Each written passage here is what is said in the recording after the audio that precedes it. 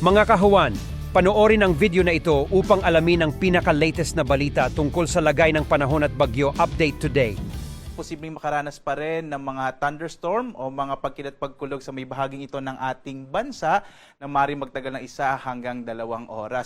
At ngayong araw nga, dito ay inaasahan natin ang patuloy na maulap na kalangitan na may kalat-kalat na mga pag-ulan dulot ng hanging habagat sa malaking bahagi ng Luzon, gayon din sa may area ng Visayas at hilagang bahagi ng Mindanao. Patuloy pa rin nating minomonitor itong low pressure area na huli nating namataan 650 kilometers silangan ng Infanta sa lalawigan ng Quezon. Sa ngayon po ito ay inaasahan natin na medyo malit pa rin yung tsansa na maging bagyo ngayong araw na ito. Nasa medium chance pa rin po ito. Ibig sabihin, in the next within 24 hours, medyo malit pa yung tsansa maging bagyo, pero sa mga susunod na araw ay tumataas yung posibilidad na maging isang tropical depression itong low pressure area na ating minomonitor. So magbibigay pa rin po tayo ng mga updates sa mga susunod na sandali.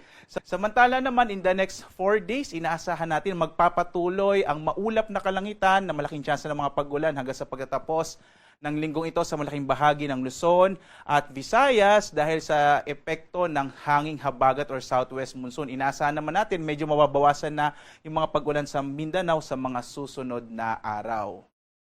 Ngayong araw nga dito sa bahagi ng Luzon, inaasahan natin ang malaking tsansa ng maulap na kalangitan na may mga pag-ulan, partikular na sa may bahagi ng Central Luzon, kasama din dyan yung area ng Calabarzon, Mimaropa, Bicol Region at gayon din itong Metro Manila. Asahan natin malaking tsansa ng pag-ulan sa araw na ito, dulot ng hanging habagat habang yung trough o kaulapan na dala ng low pressure area ay magdadala naman ng maulap na kalangitan na malaking tsansa din po ng mga pag-ulan sa may bahagi ng Isabela, Quirino, kasama din yung Quezon at Aurora at ilang bahagi ng Bicol Region. Ang lalabing bahagi naman ng Luzon makararanas ng mas maliit na tsansa ng mga pag-ulan pero posible pa rin yung mga thunderstorms sa hapon hanggang sa gabi. Asahan din yung medyo maalinsangan at mainit na tanghali.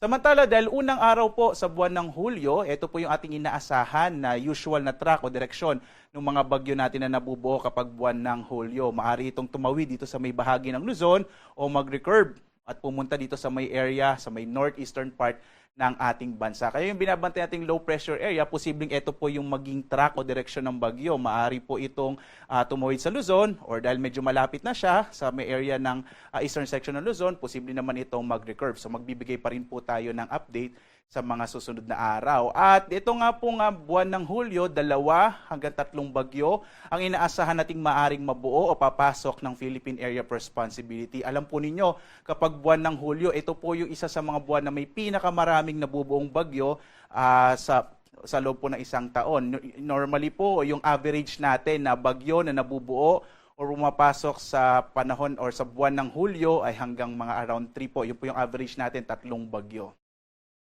Sa lagay naman ng ating karagatan ay wala po tayong nakataas na gale warning. Ibig sabihin, maaaring pumalaot yung mga sasakyang pandagat at maliliit na mga bangka sa mga baybay ng ating bansa dahil banayad na kasakatamtaman na magiging pag-alon ng ating karagatan. Bagamat mag-ingat kapag may mga thunderstorms, kuminsan nagpapalakas ito ng alon ng ating mga baybayin.